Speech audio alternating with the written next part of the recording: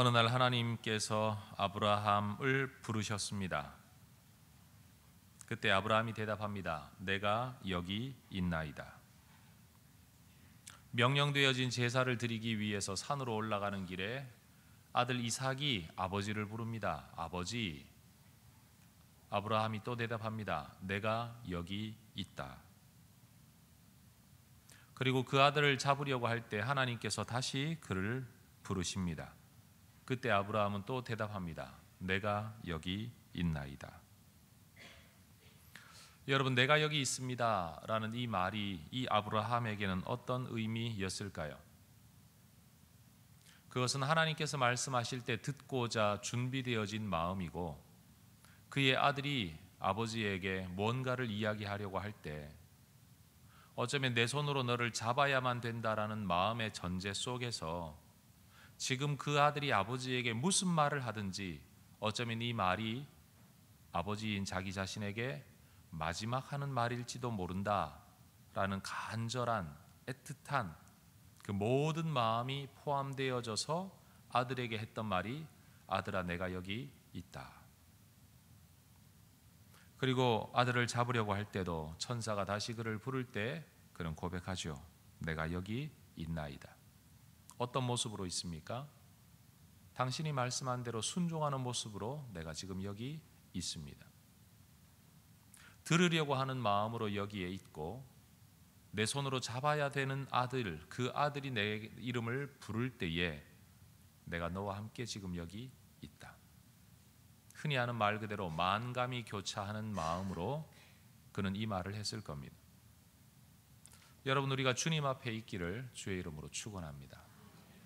주의 말씀 앞에, 설교 앞에, 교회의 사역 앞에, 그리고 복음 전도의 명령 앞에 기도해야 된다라는 이 필연성 앞에서 우리가 하나님 앞에 이렇게 고백할 수 있기를 원합니다. 하나님, 내가 여기 있습니다. 여기 내가 기도하는 자리에 있습니다. 내가 들으려는 마음으로 있습니다. 순종함으로 내가 여기에 있습니다. 내가 이 순종의 길을 걸을 때에 당연히 내가 바라보는 결과가 눈앞에 있지만 하나님, 내가 여기에 흔들리지 아니하고 이 길을 내가 걸어가고 있습니다. 내가 여기 있습니다. 저는 오늘 이 아침 이 22장에 나타난 아브라함의 이 고백이 우리 모두에게 깊이 묵상되어질 수 있기를 원합니다. 하나님 앞에서, 사람 앞에서. 여러분, 이 고백이 결코 말은 쉬운 말인데 결코 단순한 말이 아니라는 거죠. 요셉은 여인이 그의 옷을 잡아 이끌며 나와 함께 동침하자라고 말할 때 그는 표현이 달랐지만 아마 그의 고백도 이것이었을 것입니다. 하나님, 내가 지금 여기에 있습니다. 지금 내가 이 상황에 처해 있습니다. 그리고 여인에게도 말합니다. 내가 어찌 이 큰 악을 행하여 하나님 앞에 득죄하리이까. 나는 지금 하나님 앞에 여기에 있습니다. 하나님 계시지 않은 자리가 없고 하나님이 모르시는 것이 없습니다. 중요한 것은 내가 그 알고 계시는 하나님 앞에 내가 여기 있습니다 라고 고백할 수 있는 바로 그 마음, 과연 우리는 그 마음을 가지고 살아가고 있느냐 하는 것입니다. 그리고 아브라함은 결국 순종합니다. 그리고 그 순종하는 아브라함 앞에 하나님께서 말씀하십니다. 내가 여기에 있다. 네가 순종을 위해 힘쓰고 애쓰고 고민하고 마음속에 엄청난 갈등을 느끼고 있는 그 모든 모습 앞에 내가 여기에 있다. 이 표현을 하나님은 오늘 성경에서 이렇게 말씀을 하시죠. 12절 사자가 이르되 그 아이에게 너의 손을 대지 말아라. 그에게 아무 일도 하지 말아라. 네가 네 아들 내 독자까지도 내게 아끼지 아니하였노니 내가 이제야 네가 하나님을 경외하는 줄을 알겠다. 문장은 늘어서 썼지만 결국 이것도 하나님께서 우리에게 하시는 말씀입니다. 네가 행하고 있는 그 삶의 자리에 내가 지금 여기에 있다. 여러분, 하나님께서는 1절 말씀에서 아브라함을 시험하시려고 그에게 말씀하셨다라고 말합니다. 여러분, 단어에 마음을 빼앗기지 마시기 바랍니다. 시험하시려고, 시험이 아니죠. 성경 말씀 12절에 근거하면 내가 이제야 아노라, 라는 이 구절에 근거해 보면 1절은 다르게 이렇게 번역할 수 있습니다. 아브라함에게 알아보시려고, 아브라함에게 뭔가를 알아보시려고 그에게 말씀하신 겁니다. 그리고 12절에 가서 내가 이제야 아노라 라고 말씀하시는 겁니다. 여러분, 저도 작은 조직이긴 하지만 교회라는 조직 안에서 사람들에 대한 인사와 관여되어진 일을 해야 하는 사람이기 때문에 사람을 눈여겨볼 수밖에 없습니다. 한쪽으로는 모두가 예수를 믿고 구원받아 하나님의 백성으로 살아가야 할 성도인 동시에 또 한쪽으로는 교회라는 공동체와 조직을 위해 어떤 사람을 어떤 자리에서 일하게 할 것인가를 어느 정도는 배치를 해야만 할 입장에 있기 때문에 사람을 눈여겨볼 수밖에 없습니다. 때때로 어떤 사람에게 말을 건넬 때도 있고 제안을 할 때도 있고 아니면 전혀 내가 이름도 모를 거라고 생각하고 있는 분들을 멀리서 지켜볼 때도 있습니다. 그리고 어떤 계기를 통하여 저는 그분을 알게 됩니다. 이분이 어떤 문제가 있는지 아니면 이분이 어떤 아픔을 갖고 있는지 어떤 재능을 가지고 있는지 말입니다. 여러분은 한 번도 여러분을 저에게 보여주려고 한 적은 없었을 겁니다. 어쩌면 여러분이 저에게 보여주려고 하는 모습을 저는 굳이 보지 않을지도 모릅니다. 왜요? 보여주려고 하는 모습은 의도된 모습이기 때문에요. 만들어진 모습이기 때문에요. 이 새벽에 앉아있는 여러분의 얼굴이 민낯인 것처럼 주일날 오는 여러분의 모습은 절대 민낯이 아니지 않습니까? 만들어지고 꾸며진 모습이니까요.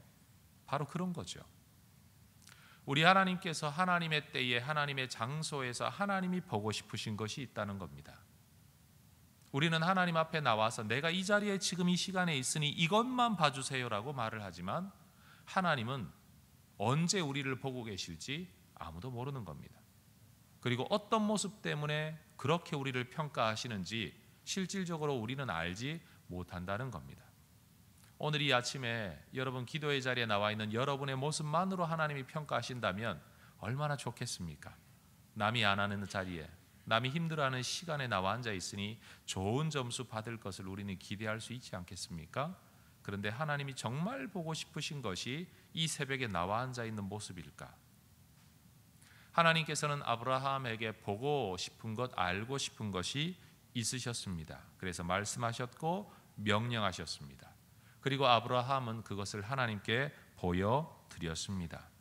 누차 여러분에게 강조하지만 믿음은 보여져야 합니다. 믿음은 보여져야 합니다. 우리가 하나님 앞에 우리의 믿음을 보여드릴 때, 다시 말해 알려지게 될 때, 보고 싶다고 포장하고 잘 다듬어서 내어드리는 걸 말하는 것이 아니라 하나님이 보고 싶으셨던 바로 그 모습이 내게서 하나님께로 발견되어질 때 하나님께서도 드러내시고 나타내십니다. 여러분, 이것이 바로 하나님 나라의 비밀한 진리입니다. 여러분, 하다못해 고구마를 쪄도 이거 지금 먹을 때가 되었나 안 되었나 가끔씩 찔러보지 않습니까? 고수들은 눈으로만 봐도 아시겠지만 저 같은 사람은 몇 번 찔러야 됩니다. 여러분, 이걸 먹을 때가 되었다 안 되었다라는 것을 판단하는 그 찔러보기, 음식을 만들면 간을 보기처럼 우리의 삶 속에 때때로 하나님의 손길이 때 말씀으로 어떤 모습으로 다가올 때 내가 여기 있습니다라는 바로 그 순간 여러분, 우리의 무언가가 하나님께 알려진다는 거죠. 익었나, 때가 되었나, 줄 때가 되었나. 끊임없이 달라고 이야기하고는 있는데, 기도는 하고 있는데 줄 때가 되었는지를 우리 하나님께서 간 보실 때, 찔러 보실 때가 있지 않겠습니까? 알아보시려고 말씀하시고 행하실 때가 있다는 거죠. 여러분, 그때는 내가 결정하는 게 아닙니다. 하나님이 결정하는 시간입니다. 여러분, 하나님께 보여드려야 하는 것은 간절함이 아닙니다. 분명히 오늘 믿음을 보신다고 하는 것이지 간절함을 보는 게 아닙니다. 간절함을 보려면 여러분, 교회 새벽 기도 자리보다는요, 이 시간에 이미 산 꼭대기에 올라가 있을 여러분, 어떤 사람들이 우리보다 훨씬 더 간절합니다. 교회에 올라오는 게 힘들다고 말하지만 사실은 이 시간에 이미 산 꼭대기에 올라가 있는 사람들 얼마나 많습니까? 간절함으로 따지자면 그런 것이 아니죠. 여러분, 우리가 하나님 앞에 보여드려야 하는 것은 인격적 신뢰 곧 믿음입니다. 그리고 이것은 언제나 순종으로 표출이 되는 겁니다. 간절함. 여러분, 이것이 기도의 핵심도 아니고 믿음의 본질이 아니라는 것을 우리가 알 수 있기를 원합니다. 간절함은 내 상황에서 나오는 거예요. 상황만 벗어나면 더 이상 간절하지 않아요. 그게 사람이에요. 화장실 들어갈 때와 나올 때가 다른 것처럼 여러분, 내가 지금 이 문제만 지나고 나면 더 이상 간절하지 않을 거예요. 문제 앞에 있기 때문에 간절한 거죠. 그것은 하나님에 대한 것이 아니라 철저히 내 상황에서 나오는 것이죠. 여러분, 우리에게는 인격적 신뢰가 필요합니다. 하나님에 대한 인격적 신뢰. 내 상황과는 상관없이 하나님에 대한 나의 반응이죠. 말씀에 대한 나의 반응이죠. 내가 그것을 하고 싶으냐 하고 싶지 않냐에 대한 내 생각에 대한 근거가 아니라 하나님이 말씀하셨다면 간절해지는 거고 하나님이 말씀하지 않으셨다면 간절할 이유가 없는 것. 철저하게 내 중심에서 나오는 것이 아니라 하나님 중심에서 나오는 것이 인격적 신뢰요 믿음이라는 겁니다. 여러분, 백부장은 자기 하인을 위해 예수님께 나왔습니다. 그는 이 하인을 고치고 싶다는 간절함 때문에 예수님이 고쳐주신 게 아니라 말씀만 해도 낫겠다는 예수님에 대한 신뢰 때문에 예수님은 그의 하인을 고쳐주셨습니다. 여러분 보십시오. 믿음의 본질은 내 소원에 있는 게 아니고 이 소원을 이루어 주실 예수님에 대한 신뢰에서 나오는 겁니다. 수로보니게 여인이 자기 딸, 여러분 귀신 들린 것에 대하여 나올 때 얼마나 간절했겠습니까? 그러나 이 간절함은 예수님에 대한 신뢰에서부터 인정을 받고 고침을 받게 된 겁니다. 그러니 여러분, 주님 앞에 나와 기도할 때 내 형편만 눈물로 아뢰고 간절하다고 아뢰을 것이 아니라 하나님에 대한 신뢰로 하나님 앞에 나아갈 수 있기를 원합니다. 그리고 그 하나님께 우리의 믿음이, 인격적 신뢰가 보여지게 될 때에 주께서도 우리에게 뭔가를 보여주신다. 여호와 이레, 여호와의 산에서 보게 되리라. It shall be seen. 그곳에서 언젠가 보여지게 될 것이다. 그 무엇이 보여지게 될 것이다. 누구에게요? 하나님께 미리 보여드린 사람만, 그 사람에게만 보여지는 거죠. 여러분, 이것이 믿음의 원리임을 아브라함을 통해 하나님은 우리에게 가르치시는 겁니다. 오늘 이 아침 기도할 때 하나님 앞에 여러분의 믿음이 보여질 수 있기를 축복합니다.